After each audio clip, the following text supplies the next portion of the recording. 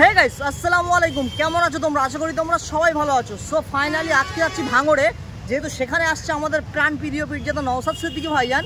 তো আজকের ব্লগটা আরও সেরা হতে চলেছে। তো এখনো পর্যন্ত যারা যারা চ্যানেলটা সাবস্ক্রাইব করোনি তাড়াতাড়ি করে কিন্তু চ্যানেলটা সাবস্ক্রাইব করে দাও।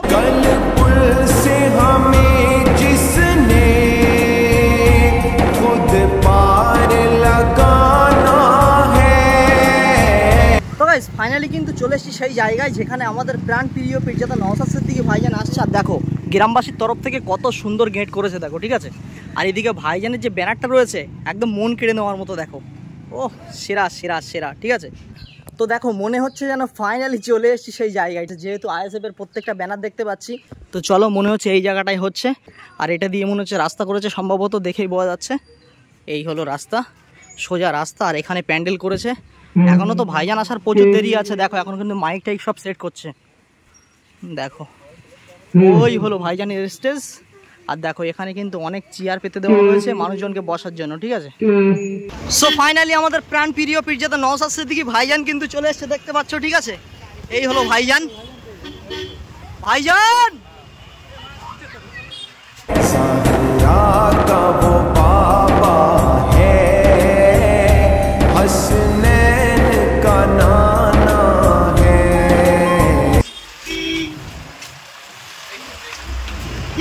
দেখো এখন ভাইজান কিন্তু ফোনে কথা বলতে বলতে যাচ্ছে, ঠিক আছে। আর আমরাও কিন্তু ভাইজানের সঙ্গে দৌড়িয়ে দৌড়িয়ে যাচ্ছি।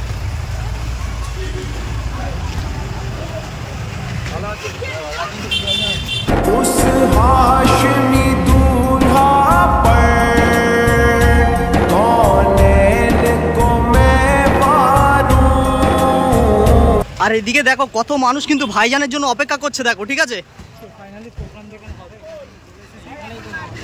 দেখো কত মানুষ এখানে ভাইজানের জন্য অপেক্ষা করছে দেখো।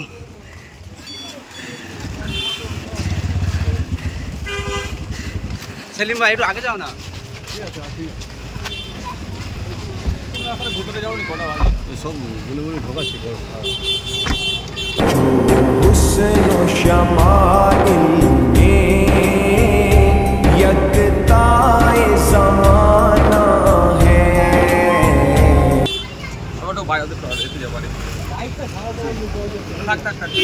কেমন আছেন? সো ফাইনালি আমাদের প্রাণ প্রিয় পীরজাদা নওশাদ সিদ্দিকী ভাইজান কিন্তু চলে এসেছে, দেখতে পাচ্ছ। আর এখানে দেখো ভাইজানের দেখার জন্য কত মানুষ দেখো এক জায়গায় হয়ে গেছে, ঠিক আছে। এটাই হচ্ছে কিন্তু ভাইজানের ভালোবাসা। দেখো দেখো কত মানুষ দেখো এখানে, ঠিক আছে। আর ভাইজান এখন গিয়েছে কিন্তু ওই বাড়িটাই, ঠিক আছে, যেহেতু খাওয়া দাওয়ার ব্যবস্থা করা হয়েছে মনে হচ্ছে, যেহেতু দুপুরে এখন লাঞ্চের সময়। তো দেখো কত মানুষ হয়েছে দেখো, ঠিক আছে। তো দেখো ভাইজান কিন্তু আবারও কিন্তু চলে আসছে, দেখতে পাচ্ছ, যেহেতু ভাইজানের প্রোগ্রামটা শুরু করতে হবে।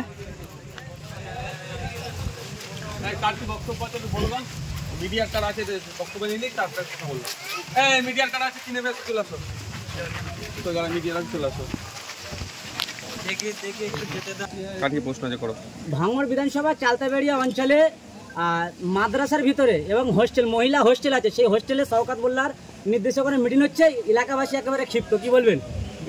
দেখুন, কোনো শিক্ষা প্রতিষ্ঠানে রাজনৈতিক প্রোগ্রাম করতে গেলে ওখানে শিক্ষা প্রতিষ্ঠানের অনুমতি নিতে হয়। দ্বিতীয় কথা হচ্ছে, আপনি আবার বলছেন গার্লস হোস্টেল, সেখানে যদি জোর জবরদস্তি এইভাবে করে চরম অন্যায় করছে।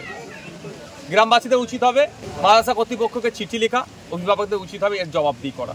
আর আমি একজন বিধায়ক হিসাবে আমাকেও অভিভাবকরা জানাক যে এই দুরবস্থার কথা, কোন কোন জায়গায় এটাকে পৌঁছানো যায়, এই দুরবস্থা কীভাবে আটকানো যায় তার চেষ্টা করব। শওকত মোল্লা সাহেবরা যত রকম অপকর্ম আছে সবটাই তারা করছে। ইতিপূর্বে আমরাও চেয়েছিলাম চালতাবেড়িয়া ওই মাদ্রাসার মধ্যে রাজনৈতিক প্রোগ্রাম করার জন্য, আমাদেরকে বারণ করা হয়েছে যে এই শিক্ষা প্রতিষ্ঠান থেকে আমরা রাজনৈতিক কোনো প্রোগ্রাম করতে দেবো না। তাহলে আগামীতে আমাদের করতে দিতে হবে। তবে হ্যাঁ, আমরা ওই গার্লস হোস্টেলের ভেতরে ঢুকে প্রোগ্রাম করব, সে অপকর্ম দুষ্কর্ম আমরা করবো না। শওকত মোল্লা ভাঙড়ে আসার পরে ভাঙড়ের একাধিক জায়গায় টিএমসি নেতাদের নেতৃত্বে জমি দখল করা হচ্ছে, 300 বিঘেরও ওদিকে জমি দখল করা হয়েছে, কি বলবেন? রাকেশের বিরুদ্ধে। ওটা ভাঙড় বিধানসভার অন্তর্গত নয়, ওটা ক্যানিং পূর্ব বিধানসভার অন্তর্গত। এটা শওকত মোল্লা সাহেব জোর গলায় বলুক যে কৃষকদের 1 ছটাক জমি আমি বিহাত হতে দেবো না, তাহলেই বুঝতে পারবো শওকত মোল্লা সত্যিকারের মানুষের জন্য কাজ করে না তোলাবাজ কি তার জন্য কাজ করে। ইতিপূর্বে আমি ভাঙড় বিধানসভার অন্তর্গত ওয়েটল্যান্ডের আন্ডারে যে সমস্ত জায়গাগুলো ছিল যেগুলো অবৈধ নির্মাণ করছিল অনেক বন্ধ করিয়ে দিয়েছে, আর কিছু কিছু হচ্ছে সেগুলো বন্ধ করব। এবার 300 বিঘার যে জমিটার কথা বলছেন এটা ওয়েটল্যান্ডের মধ্যে অনেকটা পড়ছে, অনেকের কাছে পাট্টাও আছে, এগুলো কোনোভাবেই দখল করতে দেওয়া যায় না। কৃষকদের সাথে আমিও যোগাযোগ করছি, বৃহত্তর প্রয়োজনে আন্দোলন শুরু হবে। জমিকে অবৈধভাবে কোনো ইলিগালি যেটা ওরা দখল করার চেষ্টা করছে করতে দেওয়া যাবে না। সৌগত মোল্লা বলছে যে টুপি মাথায় দিয়ে লোক জানি সত্যি কথা বলে, কিন্তু আপনি নাকি ঘুরি ঘুরি মিথ্যে কথা বলছেন। তাহলে টুপি খুলে কি অসত্য কথা বলা বৈধ নাকি? আমাকে অসত্য পথ অবলম্বন করতে হবে না। আমার লোভ নেই, লালসা নেই। আমি মানুষ সমাজ ব্যবস্থা পরিবর্তন করতে এসেছি। মানুষ সুযোগ দিলে কাজ করব, না সুযোগ দিলেও মানুষের হয়ে বলে যাব। আমার অসত্যর পথ অবলম্বন করার কোনো জায়গা নেই। একটা অসত্য কথা বলেছি, প্রমাণ করাতে পারবে কি? শওকত সাহেবকে আমি চ্যালেঞ্জ করছি। স্টেজে উঠে অনেক বড় বড় কথা বলা যায়, এই কথাটা অসত্য, আমি মিথ্যা বলেছি, এটা প্রমাণ করাতে বলুন তো দেখি। দুর্গাপুর থেকে একটা হুঁশিয়ারি দিয়েছেন যে আসল যিনি পান্ডা তাকে 1 সপ্তাহের মধ্যে গ্রেফতার করতে হবে, কিন্তু তিনি আবার কালকে বলছেন যে আমি যেটা করেছি ঠিক করেছি, আরও করবো। তাহলে এত সাহস? ভিডিওটা আমি যতটুকু খোঁজ নিলাম, গতকালকের ভিডিও নয়, যেদিনকে আক্রমণটা করেছে সেই দিনকে সন্ধ্যারই ভিডিও। ও নাকি এখানে নাই, শুনছে, এবার সত্যতা জানি না। ও হুঁশিয়ারি দিক আর যাই দিক, 7 দিন বেঁধেছে আর 6 দিন বাকি আছে। আজকের দিনটা বাড়ালে 6 দিন হবে। গণতান্ত্রিক প্রক্রিয়াতে বৃহত্তর আন্দোলন শুরু হবে। সম্প্রীতির মাটি, ঐক্যের মাটিকে যারা বিনষ্ট করার চেষ্টা করবে, বাংলায় তাদের ঠাঁই নাই, তাদের জেলের মধ্যে রাখতে হবে। আপনাদেরকে আমি একটা খবর পেয়েছি, এখন আমি এটা যাচাই করছি। ওই যে পরিজাত গাঙ্গুলি আসানসোল দুর্গাপুর ডেভেলপমেন্ট অথরিটির যিনি চেয়ারম্যান আছে, তার সাথে পরিজাত গাঙ্গুলির জন্মদিনে তিনি কেক কাটছেন একসাথে। চেয়ারম্যানটাকে তৃণমূল কংগ্রেসের লোক, মানে ভাবতে পেরেছেন? তাহলে হয়তো ওর সম্পর্কটা গভীরে আছে, ওই জন্য পুলিশ অ্যারেস্ট করতে পারছে না বা করছে না, ওসব আমাদের জানা নেই। আমরা চাইবো মেন কালপিট পরিজাত গাঙ্গুলিকে গ্রেফতার করতে হবে। 1 সপ্তাহ সময় দেওয়া হচ্ছে। যদি না গ্রেফতার করে, যদি মনে করে হরিমোহন সিং চাঁদপুর ভুলে গেছেন নাকি, মহেশতলায় মেটিয়াপুর যে ঘটনা ঘটেছিল, হরিমোহন সিং হচ্ছে মেন কালপিট ছিল। তা একটা সাম্প্রদায়িক দাঙ্গার মতো পরিস্থিতি হয়ে গিয়েছিল, কিন্তু এখনো পর্যন্ত খবর নিয়েছি হরিমোহন সিংকে গ্রেফতার করেনি। যদি করে থাকে ভালো কথা, পুলিশ সেটাকে স্টেটমেন্ট দিক। আর সে এই ক্ষেত্রে যদি এইভাবে মনে করে পরিজাত গাঙ্গুলিকেও ছাড় দিয়ে দেবে, অত সহজ নয়। আমরা শেষ দেখে ছাড়বো, এই অন্যায়কে আমরা কোনোভাবেই বরদাস্ত করবো না। আগের বছরে পুজো কমিটিকে 85,000 টাকা দেওয়া হয়েছিল, এবার পুজো কমিটিকে টাকার অপশান তুলে দিয়েছে, কিন্তু এদিকে শিক্ষকরা উলঙ্গ হয়ে আন্দোলন করছে, কিংবা যারা পরীক্ষা দিয়েছে তারা চাকরি পাচ্ছে না। চক নেই, ডাস্টার নেই, বাচ্চাদের আপনার টয়লেটের অবস্থা দুরবস্থা, বাথরুম নেই। মহিলারা যে সমস্ত স্কুলগুলোতে আলাদা সেপারেটেড যে টয়লেট থাকার কথা, সব স্কুলে নাই। যদিও আছে, সেখানে পানীয় জলের দুরবস্থা, নোংরা, বাচ্চা থেকে বড় মহিলারা ঠিকঠাক ওটাকে ইউজ করতে পারে না। এই ক্ষেত্রে কোনো কথা নেই। হসপিটালে বেড নাই, ঔষধ নাই, সেলাইন নাই, এখানে কোনো কথা নেই। মমতা ব্যানার্জির এখন দরকার হিন্দু ভোটের। মুসলিম ভোট বিজেপির ভয় দেখিয়ে ঝুলিতে কিছু ভেবেছে ভরে নিয়েছে। দরকার এখন কিছু হিন্দু ভোট। সেই জন্য জগন্নাথ ধাম করতে হবে, দুর্গা অঙ্গন করতে হবে, দুর্গা উৎসবে টাকা বাড়াতে হবে। হিন্দু ভাইরা মমতা ব্যানার্জির বিপক্ষে যাচ্ছে বলে এত তারা অফার পাচ্ছে। মুসলমানরা মমতা ব্যানার্জির বিজেপির ভয় দেখে কলে ব্যাগে ভরে নিয়েছে। ওই জন্য ইমাম ভাতা 2012 সালেও ছিল 2,500, আর 2025 সালে ওটা মাত্র 500 টাকা বেড়ে হয়েছে 3,000। আমি ইমাম ভাতা সাথে দুর্গা পুজোর অনুদান আমি করছি না, কম্পেয়ার করছি না। দুর্গা পুজোর অনুদানটা সম্পূর্ণ সরকারি কোষাগার থেকে দিচ্ছে, আর ইমাম ভাতা রাজ্য সরকারই বলেছে নাকি ওয়াকফ সম্পত্তি থেকে দিচ্ছে। কিন্তু আমি ওটা বলছি না, আমি যে বাড়ার কথাটা বলছি, যে আপনার তখনই আপনার গ্রহণযোগ্যতা হবে, তখনই আপনাকে সম্মান দেবে, যখন আপনি আপনার ভ্যালুটা শাসককে বুঝাতে পারবেন যে আমার মূল্যবান ভোটটা তোমার পক্ষে যাবে না যদি আমার এই না করো। সেই হিন্দু ভাইরা বুঝাতে পেরেছে যে তোমাকে আমি আর ভোট দেবো না। সেই জন্য হিন্দু প্রীতি হওয়ার জন্য, হিন্দুদের বড় লিডার হওয়ার জন্য, শুভেন্দু অধিকারীর থেকে বড় হিন্দুত্বের লিডার হওয়ার জন্য মমতা ব্যানার্জি নিজেকে আপ্রাণ চেষ্টা করছে। ওই জন্য হিন্দু ভাইদের যাতে ফ্যাসিলিটি পাচ্ছে, আর মুসলমান ভাইদের বলার কেউ নেই। ওই নটোরিয়াস ক্রিমিনালদের মতো নেতা আছে, ও জানে ভোট চুরি করে নেবো, এই জন্য এটা পাচ্ছে না কিছু। উল্টে কি হচ্ছে, মার খাচ্ছে। বৈধ কাগজপত্র থাকার পরেও দুর্গাপুরে থানা থেকে 2 কিলোমিটার দূরে 2 ঘন্টা ধরে তাণ্ডব চালিয়েছে, পুলিশ এসে তাদেরকে উদ্ধার করেনি। বুঝতে পারছেন? গতকালকে চুচুড়াতে হয়েছে বিদ্যাসাগর ক্লাবের নাম, যদিও বিদ্যাসাগর ক্লাবের কর্তৃপক্ষটা অস্বীকার করেছে। আমার বিশ্বাস এটাই যে বিদ্যাসাগরের নাম নিয়ে কেউ নামে যে ক্লাব আছে সেই ক্লাবে অন্যায় কোনোদিন করতে পারবে না। বিদ্যাসাগর ক্লাবের নাম দিয়ে ওই এলাকায় পোস্টার লাগিয়েছে মুসলমানদেরকে, আর যারা ড্যান্স ফ্যান্স করে বা ড্যান্সার না কিছু বলে, তাদেরকে ওই এলাকায় জায়গা ভাড়া দেওয়া যাবে না। আপনারা বুঝতে পারছেন, যে মুসলমানরা দুহাত ভরে 2021 সালে তৃণমূলকে ভোট দিয়েছিল কি এই দিন দেখার জন্য, যে রাস্তায় দাঁড়িয়ে কান ধরে ওটবোস করিয়ে হাঁটিয়ে নিয়ে যাবে উত্তরপ্রদেশের মতো এই পশ্চিমবাংলায় না হয়, সেজন্যই তো তৃণমূলকে ভোট দিয়েছিল। তারপরও তাহলে পশ্চিমবাংলায় মুসলমানদের এই দুরবস্থা কেন? আমি আপনাদের একটা কথা বলি, পশ্চিমবাংলায় RSS বিজেপির থেকেও তৃণমূলকে ভালো বেশি বিশ্বাস করছে। আর বাস্তবিক অর্থে বিজেপির যেটা করার সাহস দেখাচ্ছে না, সেটা তৃণমূল করে দেখাচ্ছে। আপনারা জানেন রাম মন্দির হয়েছে বিতর্কিত জায়গায়, বাবরি মসজিদের জায়গায় হয়েছে। আজ আমি বলছি ওটা বাবরি মসজিদের জায়গা, কিন্তু রাম মন্দির উদ্বোধনের পরে প্রসাদ সবার বাড়ি বাড়ি রেশনের মাধ্যমে পাঠায়নি। কিন্তু মমতা ব্যানার্জি জগন্নাথ ধাম বা জগন্নাথ মন্দির উদ্বোধন করে প্রসাদ কিন্তু সকলের বাড়ি বাড়ি পৌঁছানোর সাহসটা দেখিয়ে দিল। তাহলে RSS এর কাছে বিজেপির থেকেও পশ্চিমবাংলায় তৃণমূলটা বেশি প্রেফার করছে বা বেশি বিশ্বাসযোগ্য হয়ে উঠছে। তা আমি আপনাদের বলবো, তারা 2021 সালে বিজেপিকে আটকানোর জন্য তৃণমূলকে ভোট দিলেন, তাহলে দিনের শেষে কি পেলেন আপনারা? লাঞ্ছনা, বঞ্চনা, অত্যাচার, অনাচার পেলেন। তাই এইটাই যদি 2026-এ আবার রিপিট করেন, আরো বাড়তে থাকবে। আমি কত জায়গায় ছুটবো, আমি একা মানুষ। এই পিংলা, পশ্চিম মেদিনীপুর পিংলাতে একটি তরতাজা যুবককে তুলে নিয়ে গিয়ে ফাঁসিতে টাঙিয়ে আগুন লাগিয়ে দিয়েছে। যখন তাদের বিরুদ্ধে অভিযোগ হচ্ছে, লিখিত অভিযোগ হচ্ছে, গ্রেফতার হচ্ছে না, মানে কি বুঝতে পারছেন? এ ধরনের অনেক অহরহ ঘটনা আছে, প্রতিনিয়ত ঘটে যাচ্ছে। সেটা কত জায়গায় যাবো আমি, কত জায়গায় ছুটবো?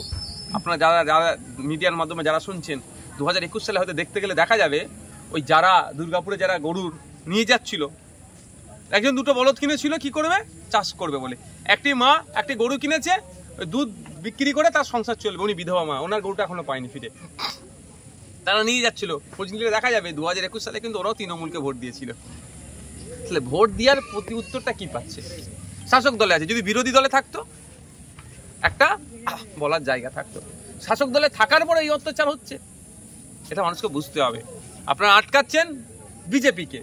আমি আপনাদের বলবো, বিজেপি তৃণমূলটা বড় কথা নাই, এই অন্যায়টাকে বন্ধ করতে হবে। এই অন্যায়টাকে বন্ধ তখনই করতে পারবেন যখন জনগণের সরকার তৈরি করতে পারবেন। তাহলে বিজেপিকে আটকাবেন, অন্যায় তো বেড়ে যাচ্ছে, অন্যায়টা কিভাবে আটকাবেন? জনগণের সরকার তৈরি করুন, জনগণ সঠিক লোককে ভোট দিন। শুভেন্দু যেখানে যায় সেখানে গিয়ে জয় শ্রীরাম আমি হিন্দুর বাচ্চা বলে স্লোগান দেয়, কিন্তু ওনার বিরুদ্ধে কেউ স্লোগান দিলে উনি গাড়িতে মারতে চায়। এই বিষয়ে কোনো রাজ্য সরকারের কোনো ভূমিকা নেই। আমি বলছি, উনি যেভাবে গাড়ি থেকে নেমে এসে ওই ব্যক্তিটির কাছে তেড়ে গেল, কেন ওর বাড়িতে মন্ত্রী হাজির হয়ে গেল, বিধায়ক অনেকজন থেকে হাজির হয়ে গেল, কই একজনও তো শুভেন্দু বাবুর বিরুদ্ধে অভিযোগ দায়ের করেছে? এটা বুঝতে হবে। এটা বাইনারি পলিটিক্স তৈরি হচ্ছে, হিন্দু মুসলমানের পলিটিক্স তৈরি করতে চাইছে 2026-কে সামনে রেখে। এই বিজেপি এসে যাবে, তোদেরকে মারধর করবে, তোরা ভোট আমাকে দে। আবার বিজেপি যারা হিন্দুত্বতে, মানে এক্সট্রিম হিন্দুত্বতে যারা বিশ্বাস করে, তাদেরকে বোঝাতে চাইছে যে এই দেখো আমি তোমাদের নেতা, আমি তোমাদের নেতা, আমি তোমাদের নেতা। তাহলে ভোটটা একটা অংশ তৃণমূলে থাকবে, একটা অংশ বিজেপিতে থাকবে। আর দুটো কি কন্ট্রোল করছে? RSS। তাহলে RSS এর কাছে 100% ভোটে রাখার চেষ্টা করছে, এটা বুঝতে হবে আমাদেরকে। এটা নিয়ে আমাদের হইয়ে করার কোনো দরকার নেই। আর জয় বাংলা স্লোগানটা আমাদের বাংলার কোনো স্লোগান নয়, এটা মাথায় রাখবেন। অনেকে বলতে পারবে জয় বাংলা বলেছে বলে, এটা বাংলাদেশ থেকে ধার করা স্লোগান, তো এটা আমাদের বাংলা স্লোগান নয়। এই যে অনেকে দেখছি লেখালেখি করছে, এটা ওসব লেখালেখি করে লাভ, আমাদের বাংলাদেশ থেকে ধার করা স্লোগান। আমাদের বাংলার স্লোগান যদি হতো, বাংলার যেত, বাংলার জয় হোক বলুক না, জয় বাংলা বলছে, আমি বিতর্ক জড়াবো না, কিন্তু ওটার সাথে বাংলার ইমোশন যেন না কেউ জুড়িয়ে দেয়। ওটা তো ধার করা জিনিস, আবার অন্য একটা দেশের থেকে ধার করা। Thank you. বিধায়ক নওশাদ সিদ্দিকী সাহেব আসার পরে এই একবারে শওকত মোল্লার নেতৃত্বে ভাঙড়ে একাধিক জায়গাতে জমি দখল করা হচ্ছে, এমন অভিযোগ উঠছে। আর সেই বিধায়ক নওশাদ সিদ্দিকী সাহেব এবং কি জানাচ্ছেন, ঘরের অবজারভার হিসেবে আমরা বরণ করে নিতে চাইছি।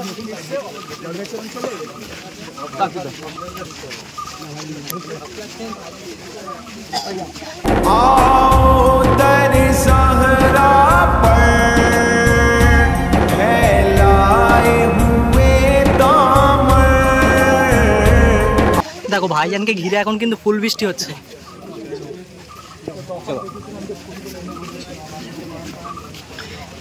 দেখো ভাইজানের গলায় কত ফুলের মালা তৈরি হয়।